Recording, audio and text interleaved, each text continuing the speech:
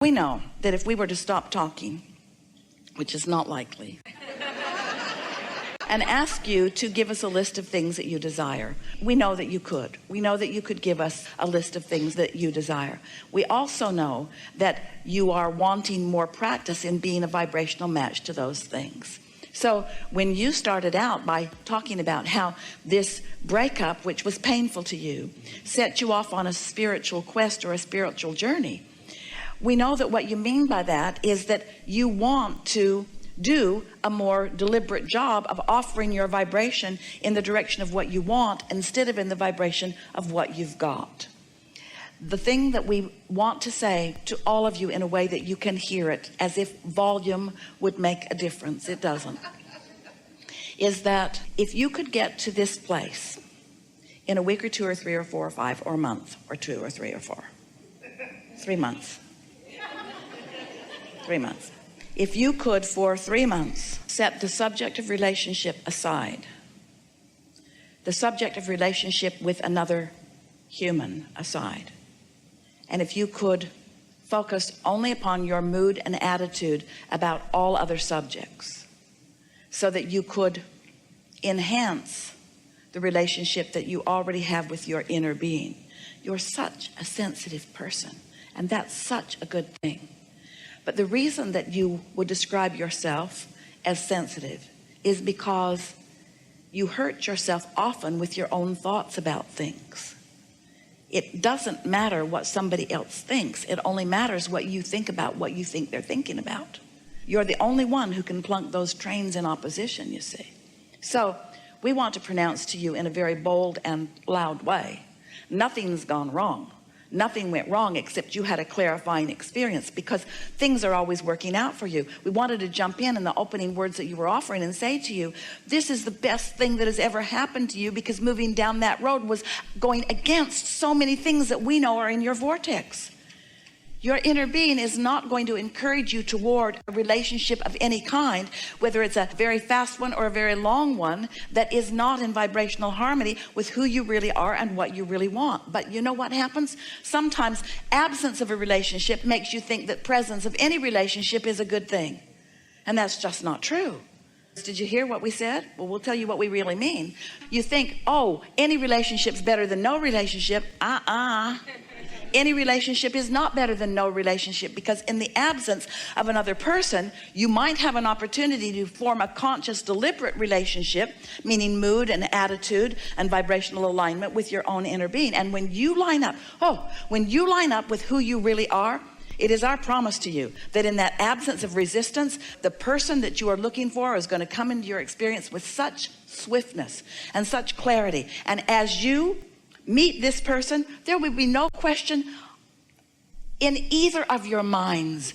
You won't be playing those games. You won't be testing each other. You won't be dragging up the past. You won't be trying to get somebody to make promises that they're not ready to make. They will already have gestated, and they will already be at the point of alignment for you, you see. Do you understand how this vibrational reality works? With everything that you've been living, and it's been enough. We're not saying that you need more data to collect in order to create the perfect relationship. You've already created it, and that relationship exists in your vibrational reality. But you are nowhere near, and we don't want to be harsh, because almost everybody, we would be saying the same thing to them about so many things that they want. You're nowhere near being a vibrational match to what you want. You are so often not a vibrational match to what you want. And then what you don't want, which you are a vibrational match to, keeps coming. Do you know most people are more of a vibrational match to doubt in relationships than they are to living happily ever after? And so you get some of what you want and some of what you don't want, and some of what you want and some of what you don't want. And then you say, you need to be different, because I'm getting some of what I want and some of what I don't want. I need somebody who'll just give me what I want, but I keep getting what I want and what I don't want. So you need to be different. And we say, nobody can be different than what you're outputting.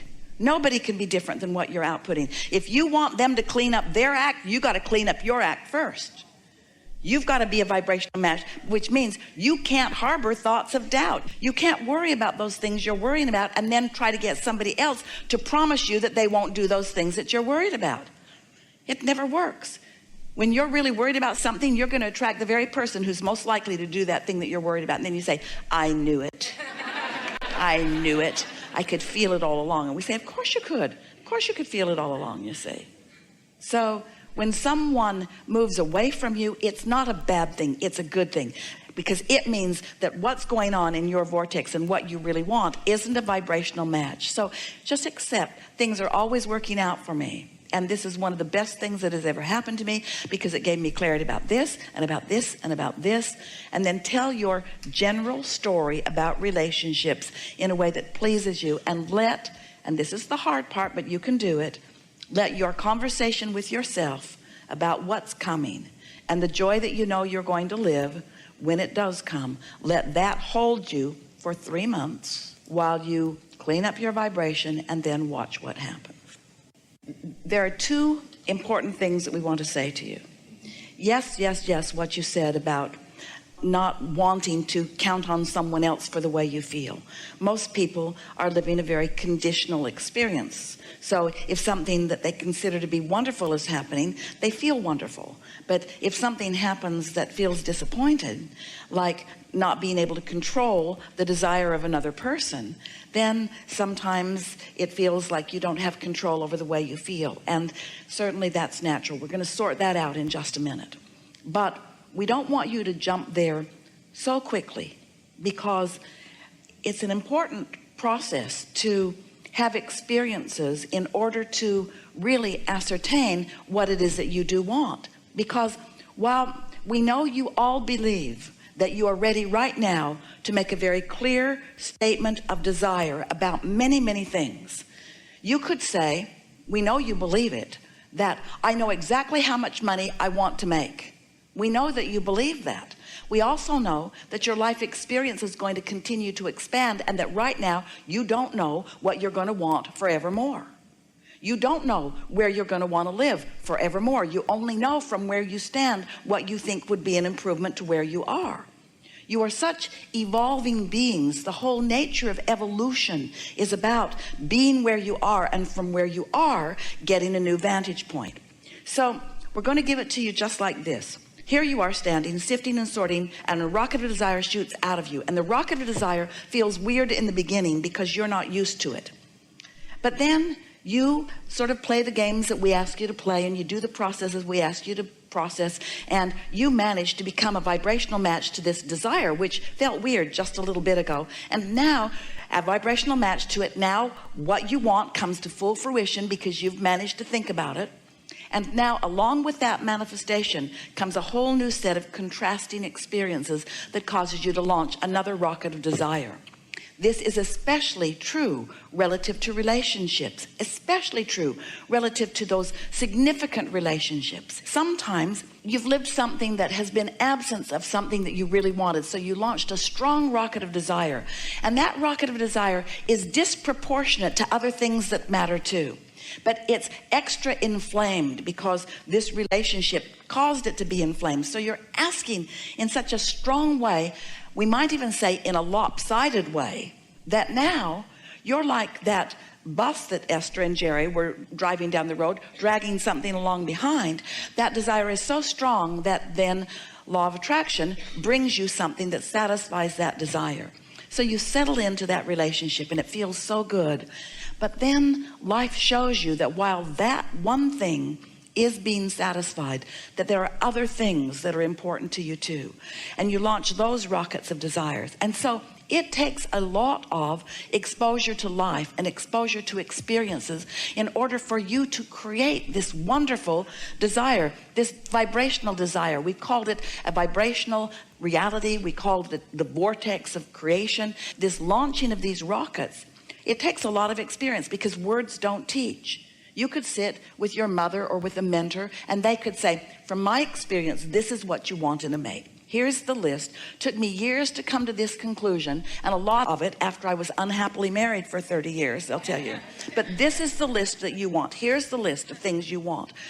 You would not let anybody give you that list. It's only life experience that gives you that list. But we want you to know it's not acquiring the list that keeps you from living happily ever after earlier in your life experience. It's not being a vibrational match to the list that you've gathered. We want you to realize that you want someone who is nice, someone who's considerate, someone who cares about you, someone who cares about himself also. You want someone who is easy to be with. You want someone who's energetic and alive. You want someone who gets up and greets the day happily. You want someone who rises easily to feeling good. You want someone who is critical hardly ever at all. You don't want someone who's a doormat. You don't want someone who will do anything that you ask them to do. You want someone who's a thinking person. You want someone who's had some life experience. You want someone who's eager about life. You want someone who dresses well and who likes money and who likes nice things and who drives a nice car. There are lots of things that over lifetime you have gathered, but most of all, you want someone who is intuitive enough to know when they are in alignment and when they are not in alignment. You want someone who understands that they create their own reality and who is willing to take responsibility for their own. You've created a really good list of things that you want, but you are like so many people. You are often not a vibrational match to your own list. So since you've got a mixed bag of vibrations going on, your attraction power is not clean yet. It's not in pure vibrational alignment with what you want, because you put an engine going this way and an engine going this way and an engine going this way and an engine going this way and an engine going this way and an engine going this way. So you've got this vibrational point of attraction going, and of course what you are attracting right now has some of what you want and some of what you don't want, some of what you want in absence of some of what you want.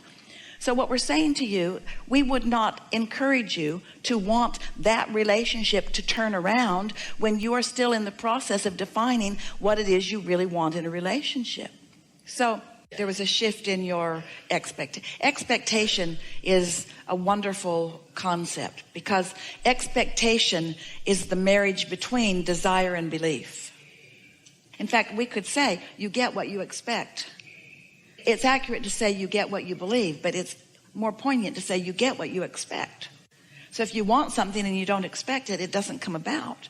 But that's why after you've had the experience, quite often somebody who's sat in this hot seat before can come again and again and again and again and again, because they just expect to be there. They know they're going to have a good dialogue and they just expect to be there. And so their expectation equals their point of attraction. You think Abraham is choosing you. You're choosing you. You're choosing you. You're choosing you. We're just the cooperative component.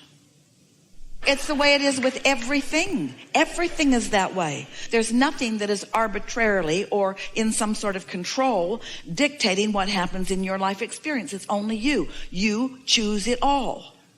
But a lot of times you're not choosing it deliberately.